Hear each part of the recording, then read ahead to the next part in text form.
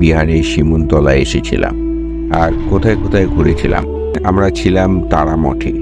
তারামঠ শুধুমাত্র একটি holiday home না, এটি একটি আশ্রম ও মন্দিরও বটে। শিমুলতলায় এসে আপনারা যদি তারামঠে থাকতে চান তাহলে কলকাতা থেকে কিভাবে এটি বুকিং করবেন?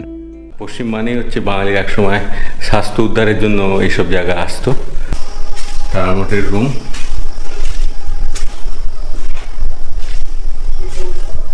একদম পুরোনো দিনের বাড়ি, বিশাল রুম একটা দেখতে পাচ্ছেন। হ্যাঁ, সমস্ত রকম রান্নার জিনিসপত্র এখানে আছে।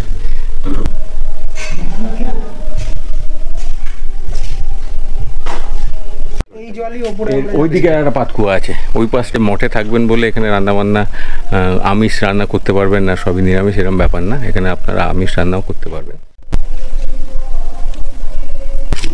অপরূপ গন্ধ এই ফুলের, এটা শরতে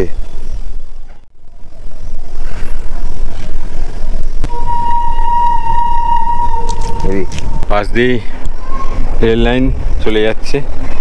রাত্রিবেলা যখন এখানে ট্রেনগুলো এরম হুইসেল ছাড়তে ছাড়তে যায়, খুব সুন্দর লাগে। কিন্তু এই বাড়িটার নাম আগে ছিল নড়াইল হাউস। এটা যশোরের নড়াইল স্টেটের জমিদারদের একটা বাড়ি। আমারও পুকুর হলো পূর্ণ ব্রজধাম, শাখাগণ লয়ে খেলে লীলায় অবিরাম, যেন মানস কুরে ভাসে, মানস কুরে ভাসে, সে ছবি সুঠাম, রাম কৃষ্ণ নাম। আজি প্রেমানন্দে মনরে গাহ রাম কৃষ্ণ নাম।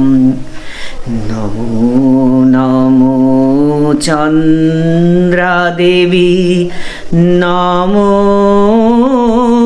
ক্ষুদিরাম, কৃপাময়ী